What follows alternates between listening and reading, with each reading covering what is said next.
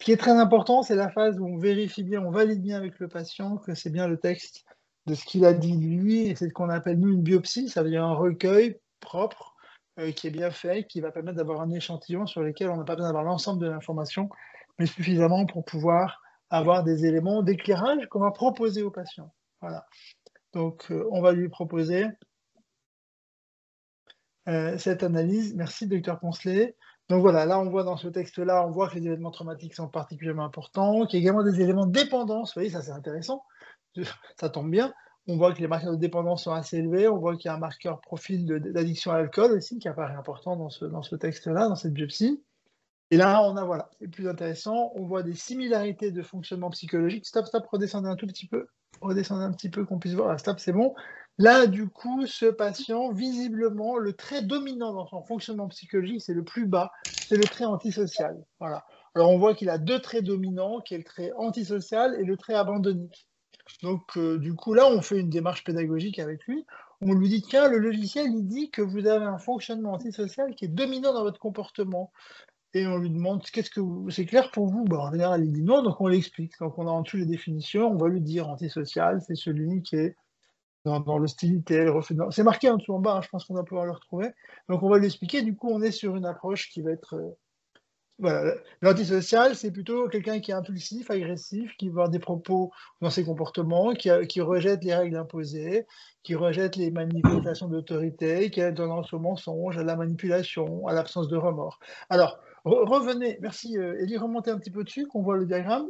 Vous voyez, c'est quand même un élément qui est difficile à dire. À une consultation ou la deuxième, peut-être, de dire au patient, il semblerait que les traits psychologiques antisociaux sont les plus importants. C'est très difficile de dire ça.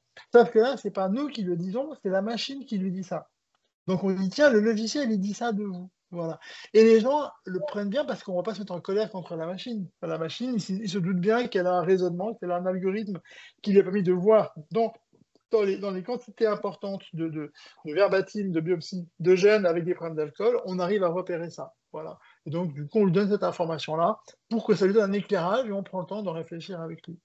Peut-être on peut continuer plus bas, mais on a bien avancé déjà. Alors voilà, très intéressant. Là, on peut aussi avoir des marqueurs de similarité psychopathologique.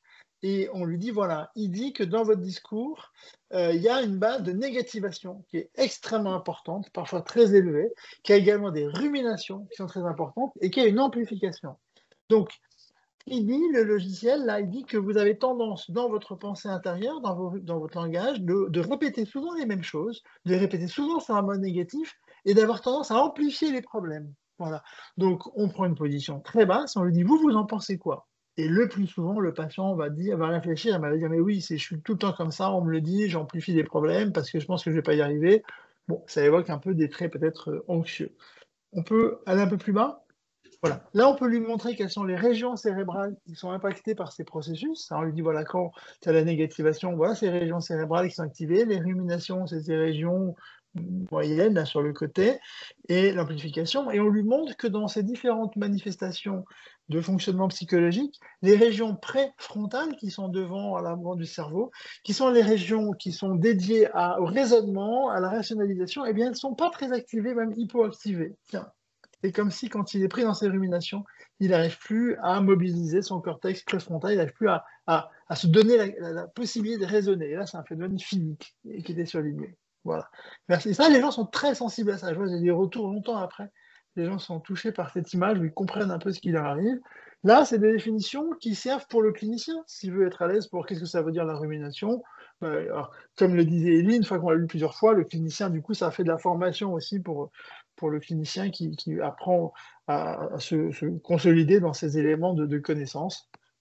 L'amplification, c'est un processus cognitif, voilà, ou une exagération de l'importance ou de la signification des symptômes, tac, tac. Voilà. On peut continuer, et du coup, là, on va avoir les phénotypes un peu plus bas.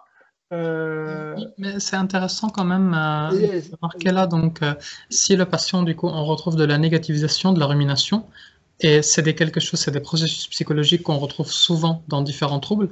Là, on peut faire le choix de, par exemple, puisqu'il y a beaucoup de rumination et d'évitement, pourquoi pas passer un questionnaire sur le trauma.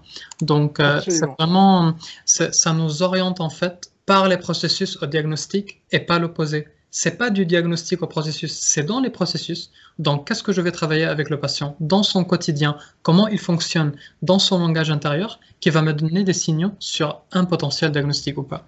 Donc, c'est intéressant de passer ce chemin. Et c'est assez nouveau, je pense, en psychiatrie. Professeur Gehel pourra plus parler de ça, mais c'est assez nouveau en psychiatrie de s'intéresser au processus au-delà du diagnostic.